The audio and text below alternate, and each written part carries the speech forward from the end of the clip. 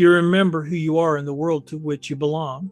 I was so present and actually so depersonalized. Everything was stripped away of who I thought I was. And I said, I have no idea. Hello, everyone. Welcome to Beyond the Veil. Today we hear from Jim Bruton, a man whose passion for flight led him to a tragic crash and an extraordinary near-death experience. What he saw on the other side reveals a profound truth about time, destiny, and the choices we make. My father learned to fly when I was in the first grade, riding in the back seat for probably 10,000 hours by the time I graduated high school. I learned to love flight. Later in high school, I built my own hang glider out of bamboo. And then later, I built and flew World War I reproduction aircraft. My second aircraft, which almost looked like something out of a Disney cartoon. It was called a Flying Flea. It was from 1933 in France, and basically looked like a soapbox derby car with two big wings and a big motorcycle engine right in front of my face, spinning a huge propeller. Well, on its second test flight, which was on October 6th, 2016, I lost my engine. And there wasn't a lot of time to react to that because being a vintage aircraft didn't glide as well as the modern aircraft. So when you cut power, it came down quickly. I couldn't make it back to my airfield. I was in a very forested, hilly, and rocky area. So the only place I could hope to get to was a small lake in a nearby Boy Scout camp. So I aimed for that, overshot the bank, crashed into all the tree trunks, again in the equivalent of a soapbox derby car at around 70 miles an hour. I can still find where I crashed because of all the scratch marks on the tree trunks from my wings breaking off. Because it was an all-wood aircraft, when I stopped crashing, it was pretty much just all matchsticks around me. The only part of the airplane that was still intact was what was behind me that I was still seatbelted to. I broke all my ribs. I ruptured both lungs. My right leg had multiple fractures. I had a hole in my lower back from the engine battery breaking loose and hitting me, again, at probably 70 miles an hour.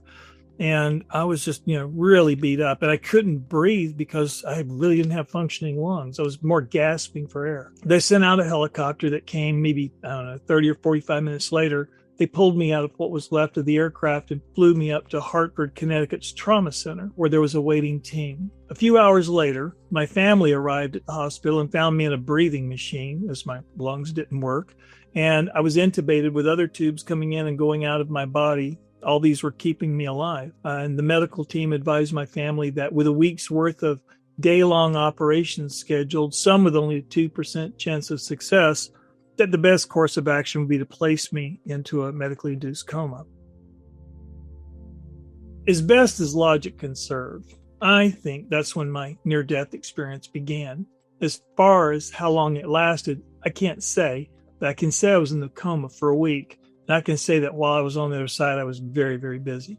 Mine was quite different. So for me, it was more like I teleported up onto the terrace of a tall building. It was very open and everything was gray as if made out of concrete and in ruins. Buildings stretched out into the distance, each partially destroyed, but weaving together to create a post-apocalyptic skyline. Imagine New York or LA 1,000 years after a meteor strike. And there was no sound of any sort. It was just that quiet. As I looked up in the sky, I could see these clouds really dark and heavy with the mother of all storms ready to unload everything they had.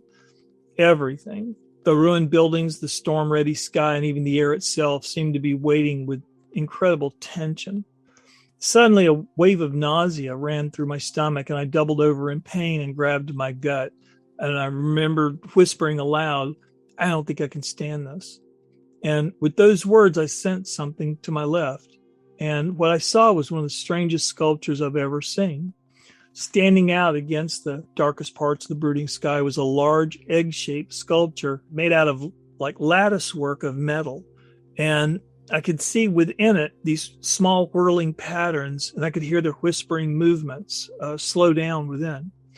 And this interruption of the place's absolute stillness I knew was due to my spoken words, and somehow I knew this thing and I were connected. Still feeling my stomach gripped in pain, I rose to my feet and did my best to walk over to this monolith. As I looked through that open latticework, I could see gears inside. They were suspended freely in space, but they were anchored and pivoting around an invisible, unique pivot point. that defined their sweeping arcs of movement. I noticed that these were what they call sector gears, the kind you see in clock-like mechanisms. When you think of a gear normally, it's a wheel with little teeth all the way around it. A sector gear is a part of that gear, and it's usually meant to just move back and forth. So it has a beginning, a middle, and an end to its movement. I could see that some were very real and definite, and others were more ghost-like, and they would pass through each other, in a physically impossible manner. And I remember saying, "What is this thing?" I said that out loud. And a disembodied voice responded within my consciousness, and it stayed with me throughout the entire experience. It said, "This is the future birthing into the now." And that otherworldly dance of the gears were very complex, like a multidimensional model of time. And they came to rest, and I reached through a gap in the side of the egg. And as I did so, it said, "This is the process of becoming." And as I looked at the gears within my mind, I could see something like a video feed of what were future events. I might see myself as older. I might see my kids with their children, things like this that hadn't happened yet. And as I reached my hand through to see if I could touch them, because like I said, some were very definite and some were very ghost-like. I just want to say, gosh, can I feel them? One brushed by my hand, and instantly I doubled over in pain again, that nausea in my stomach. With a reflex, I ripped it out, pulling it through the lattice work, and I threw it away. And as it did that, all the gears went crazy, spinning around. Basically, they were recalibrating for the loss of one. And I said, "What's happening now?" And the voice said, "Each gear is the probability of a thought, word, or action in your future. Your destiny is resetting itself around what you have removed." I said, "How did I know I could do that? Pull that gear out, removing that future moment?" And the voice said, "Why else are you here?" And I said, "I have no idea. I don't even know what this place is." It said, "You're in the in-between." I said, "In between what?" It said, "Everything. The impossible now between the past and the future." And I said something like, "That makes no sense whatsoever." And it said, "It's impossible in its short duration. Yet here you are standing inside the eternity of a single moment. Do you remember who you are in the world to which you belong?" I was so present and actually so depersonalized. Everything was stripped away of who I thought I was. And I said, "I have no idea." And then the voice said, "You see now the truth in how the past is dust. Why do some of these gears, these futures that I touch, make me sick and not others?" And it said, "All choices have unintended consequences, some unfortunate and some not. The pain each brings is your guide." I said, "Where are the gears that feel good?" And it said, "You're not here to feel good." More gears then emerged within view, some passing through others, several, again, clear and definite, many less so and hard to focus on. But each one that I looked at had their clear images, that video feed of their meaning. And each time they came to rest, I would reach around and pull out a gear that I could feel by my pain to be to my future detriment. These wrong decisions were what were causing the pain. And this pain, it's as if someone said, let's just cut the crap and feel the pain of making that decision now, and that will be your guide. And so that's kind of what I did. And at one point, I looked at the growing pile of gears behind me, and I asked, it's starting to look like if I don't have a bad future, I have no future at all. I said, even though I now feel less pain because I'm cleaning up my future, stacking the deck, if you will, I said, am I going to die sooner from doing all this? And it said, the voice said, your destiny has to fit itself around futures that aren't meant to be. Your number of breaths are already counted. I will worry about your last one. I said, I don't know how comforting that is. And it said, eliminating bad choices doesn't mean you won't make wrong ones. You won't know they are wrong until after they pass, since right and wrong are variables over which you have no control. The answers to what come tomorrow are a waste. Better is understanding the beauty of how everything fits and refits together. It's basically telling me, have faith in the grand design. And I said, what am I missing here in my lack of understanding? It was quite obvious that I was only perceiving or understanding a tenth, if that, of what was there. And it said, what is clearly before you? Grace. No one deserves salvation. It can only be given by grace. It is your birthright, but it must be chosen at the expense of the world that separates us. I said, well, this fixing my future is painful, and I feel ashamed I'm not doing it with some moral compass. I'm only guided by pain. I don't even know where or when these futures happen. I said, where or when are not important. Removing your enthusiasm to further chain yourself to the world isn't as painful as carrying the crushing weight of those chains once forged around you. I said, it's as if this place were made so I can do one thing and one thing only with no chance to screw it up. And the voice then said, if those with choices make poor use of them, then offering fewer possibilities could be called mercy. You can't change the past, but you can make better choices in the future. Everything is interconnected, and pay more attention to your relationships. Be gentle with everyone, as I am gentle with you. And I thought about my pain, and I said, gentle, what's gentle about all this? It said, you prayed for something for which being here is the answer. And now the man who fell from the sky is not the same who flew into it. With that, I looked up at the stone gray sky and then out across the seemingly dead and abandoned city. I looked back to the egg and reaching out, placed my hand on it. And I said, I think I can live with this now. And with that, it pretty much booted me out. I woke up in the hospital and I was told by the doctors I was in a plane crash, and they ran down the list of all my injuries. I discovered I was put into a coma on my arrival, and that was for 1 week. And for that entire time, I believe I was in the in-between and didn't stop yanking out gears until I left. As I lay there with this just going over and over my head, remember, I just came out of the coma. I've just come out of this experience. So I was laying there and it was as if the memory of what I've just shared with you was cycling through my mind. And with each iteration, there was more depth to it. There was more oomph to it. There was more of an emotional impact, if you will. The best thing I could do was just sort of say this distilled down into, I'd say, 5 of the most fundamental truths. So starting with the first one, it's like return. What is the best version of myself? And this is a question I'm sure we could ask ourselves in any day of the year. I remember as I woke up, I saw this photo of me taped to the wall. It was obviously put there by someone who wanted me to remember who I was in an effort of encouragement and healing. I was like, who's that? I looked at the photo and thought about how many lifetimes ago that already was. And again, to those who knew me, yeah, that would be the best version of myself, because that's how the world would measure it. But over the next few days, I began to feel differently about that man in the picture. And instinctively, I was coming to see that my best version was not that, but was the depersonalized conscious being in the in-between, stripped of everything, knowing neither joy nor sorrow, but flowing in the now, that impossible now, beyond time, in that state of letting go. So, laying there in the hospital, coming to grips with my NDE, my mind suddenly began conversing with the in-between.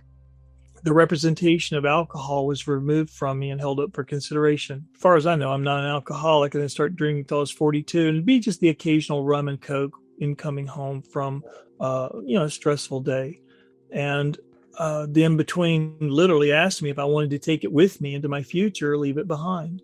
It said if I wanted to keep it as part of my life, then the in-between, would carry it for me. If I wanted to leave it in my past, then it would remove all attachment and it would have no pull on me. I immediately said without hesitation, I'd leave it behind. And the voice then said, all right. And the representation simply evaporated from sight. And so I would say that was my first real taste in the power of letting go. Which brings us to truth number 2. What is the art of letting go? Life isn't about chasing the next big thing. It's about letting go. It's totally the opposite. If you look the phrase up, you'll find it is an art of doing something so ephemeral as nothing. But that's exactly what it is. It's about detachment, of owning your power to make good choices moment by moment that reduce the number of bad potential choices and their outcomes. It's about realizing that power within you. It's an understanding that has no context. It's simply a state of knowing. That gives rise to meaning, and meaning backs into our individual lives to give us some sense of our unique purpose. This detachment helps with the depersonalizing process I meant before, which allows you to remove yourself from the equation, from the content of the processes flowing around you. It gives you a more objective view.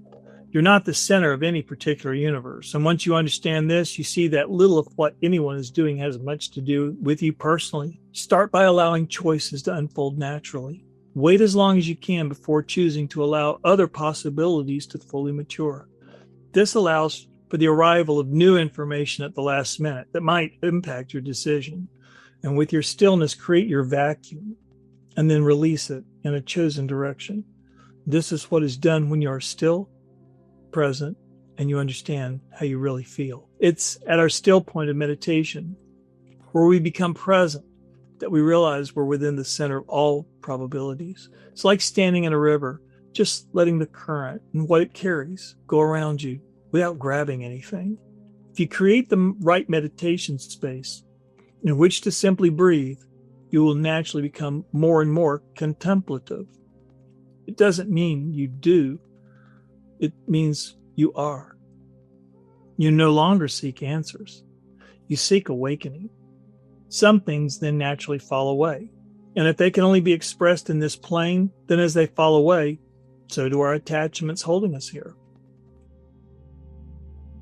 Truth number 3, nonlinear thinking brings understanding by promoting thinking and problem solving that extends in an outward expansion spiral versus that linear approach. It provides multiple starting points from which you can study or enter a problem, and you start to see different ways through it. Rather than trying to solve that circus symptom, you start looking at causes. Most problems are caused by other problems stacked on top anyway, and linear thinking keeps the mind sliding on that surface, just going around in a circle. Whereas nonlinear thinking goes deeper, spiraling through those different perspectives, revealing other aspects of consideration. Instead of following the breadcrumbs, you can see the loaf. Your awareness of this emerges when you realize you aren't using your memory to understand things. You don't need memory to perceive a complex and dynamic pattern moving in front of you. When you're really present, it's with no memory of the past or anticipation of the future. It's with your intuition. It's like flying without a net. And here's an example. When we hear someone speak, their words give us answers, but from their nonverbal communication emerge patterns of meaning.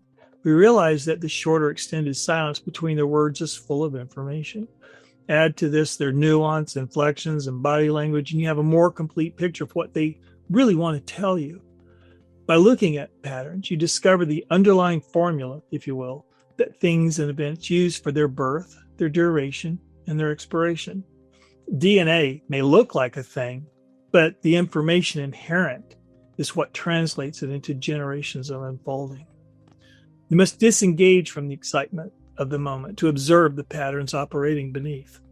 Truth number 4, being authentic, and how even atheists can be spiritual. I've come to believe that even if you're an atheist, but you live your life authentically, then you can be living it spiritually, or at least laying the foundation to do so. There are many people who say they believe in God, but they don't live a life that demonstrates the choices or sacrifices you would expect if you were making the same declarations. And you don't have to look far to find examples. But what about the people who do own their shortcomings, who don't justify them or dismiss their bad choices offhandedly, but totally own who they are, warts and all? Isn't there humility there that makes such a person worth learning from? If you're setting an example for countless people who have the courage to address their own shortcomings and get to work on their growth, that there are people watching you more than you know. And so you're actually helping more than you can imagine. And that brings us to the last truth, number 5, letting go. One of the things I discovered in going to my first near-death experience conference in 2019 was that when two NDEers meet, we don't usually need an introduction. It's like we recognize something within us immediately. In a moment, we're in deep and personal conversation, comparing notes of our lives here on Earth. If we don't see each other for a long time, we still have a sense of connection that connects us, over time and distance. And sometimes we feel the emotional state of each other from very far away. If you ask me, what is the meaning of life? I have no answer, because you are life. What else can I add? Just walk it, discover it, and realize that you are nothing you were told you are. And when you die, everything you think you are is left at the door. You are more. You are everything. And when you've asked all your questions, and when there's nothing left to be gained, where all roads end, there God begins.